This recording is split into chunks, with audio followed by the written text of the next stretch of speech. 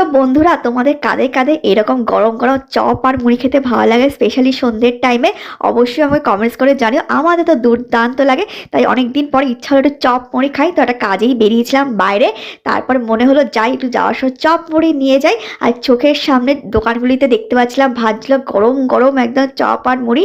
দেখতেই পাচ্ছ একদম টকবক করছে তেল, তার মধ্যে দিয়ে দেওয়া হচ্ছে বেগুনি, আলুর চপ আর পেঁয়াজিটা অলরেডি বললো গরম গরম ভেজে জাস্ট তুলে রেখেছে। আর বেগুনি আর আলুর চপটা ভাজা হচ্ছে।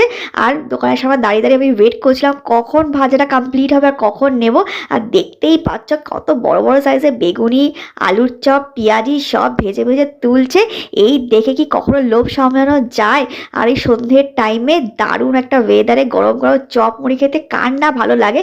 ব্যাস ফটাফট নিয়ে ফেলাম, দেখতেই পাচ্ছ নেওয়া কমপ্লিট। তাই নিয়ে চলে আসলাম বাড়ি। ব্যাস সাথে মুড়ি আর গরম গরম চপ। তো এই দিয়েই তো হয়ে গেল আজকে আমাদের